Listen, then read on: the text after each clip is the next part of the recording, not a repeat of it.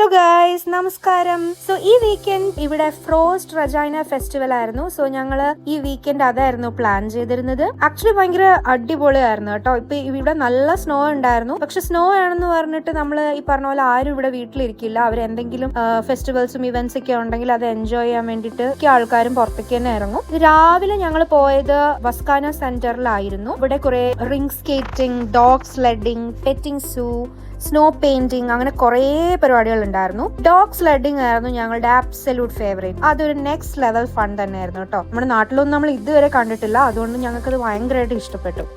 പിന്നെ പെറ്റിംഗ് സൂല് കുറെ cute animals ഉണ്ടായിരുന്നു. കുട്ടികൾക്കൊക്കെ ഭയങ്കരമായിട്ട് ഇഷ്ടമാവും. നല്ല കുഞ്ഞു കുഞ്ഞു റാബിറ്റ്സ്, പിന്നെ ലാമ, അങ്ങനെ ഒരു ആനിമൽ ഉണ്ട് ഇവിടെ. അങ്ങനെയുള്ള കുറച്ച് ആനിമൽസിനെ കണ്ട് അടിപൊളിയായിരുന്നു. ധ്രുവും നന്നായിട്ട് എൻജോയ് ചെയ്തു.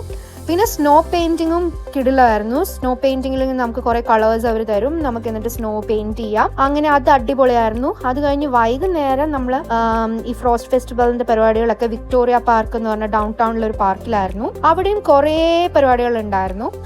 അപ്പോൾ നമ്മൾ അവിടെ ചെന്നിട്ട് പിന്നെ ടൊബാഗനിങ് ചെയ്തു. പിന്നെ കുറെ ഐസ് സ്കൾപ്ചേഴ്സ് കണ്ടു. ടൊബാഗനിങ് എന്ന് പറഞ്ഞു കഴിഞ്ഞാൽ ഈ നമ്മളെ സ്നോയുടെ ഇങ്ങനെ മല പോലെ ഇങ്ങനെ കൂട്ടിയിട്ടുണ്ടാവും. എന്നിട്ട് അവിടെ നിന്ന് ഇങ്ങനെ കുട്ടികൾ ഇങ്ങനെ തെന്നി വരും താഴേക്ക്. അപ്പോൾ കുട്ടികൾക്ക് ഭയങ്കര ഇഷ്ടമാണ്. അപ്പം സേഫും ആണ്, കുഴപ്പമൊന്നുമില്ല. ചെറിയ കുഞ്ഞു കുഞ്ഞു മലകളാണ്, അപ്പൊ കുട്ടികൾക്ക് അത് ഭയങ്കര ഇഷ്ടമാണ്. അപ്പോൾ അങ്ങനെ കുറെ കാര്യങ്ങൾ ധ്രുവിനും ചെയ്യാനുണ്ടായിരുന്നു. പിന്നെ കുറെ ഐസ് സ്കൾപ്ചേഴ്സ് ഒക്കെ കണ്ടു. അവിടെ കുറെ ഐസിൽ ഇങ്ങനെ കസേര പോലെ, പിന്നെ ലവിന്റെ ഷേപ്പിലും ഫോട്ടോസ് ഒക്കെ എടുക്കാൻ പറ്റുന്ന രീതിയിൽ കുറെ കാര്യങ്ങളൊക്കെ ഉണ്ടാക്കി വെച്ചിട്ടുണ്ടായിരുന്നു. പിന്നെ ഉള്ളത് മെയിൻ ഒരു ഹൈലൈറ്റ് എന്ന് പറഞ്ഞതിൽ ഫ്രീ ഹോട്ട് ചോക്ലേറ്റ് കിട്ടുമായിരുന്നു. നല്ല തണുപ്പാകുമ്പോ ഉണ്ടല്ലോ, ഈ ഹോട്ട് ചോക്ലേറ്റും കൂടെ കുടിച്ചാൽ അടിപൊളിയാണ് കേട്ടോ. പിന്നെ ഏറ്റവും ത്രില്ലിംഗ് ആയിരുന്നു സംഭവം വേറൊരു കാര്യമായിരുന്നു കേട്ടോ. ഗ്രൈൻഡ് എന്ന് പറഞ്ഞിട്ട് സ്നോ ബോർഡിംഗ് ഫൈനൽസ് ഉണ്ടായിരുന്നു ഇന്ന് അവിടെ. അതായത് കാനഡയിലെ തന്നെ top street style snow board ചെയ്യുന്ന ആൾക്കാരുടെ സ്റ്റൺസ് ഉണ്ടായിരുന്നു അവിടെ. ബേസിക്കലി അവർ ഇതേപോലെ നല്ല ഹൈറ്റിൽ നല്ല സ്നോ ഇങ്ങനെ സ്കേറ്റിംഗ് രീതിയിൽ ഒരു പാത്ത് വേ പോലെ സെറ്റ് ചെയ്തിട്ടുണ്ട്. എന്നിട്ട് ആൾക്കാർ ഇങ്ങനെ നല്ല സ്റ്റൈലായിട്ട് ഇങ്ങനെ തെന്നി വന്ന് ഇങ്ങനെ ചാടും. അപ്പോ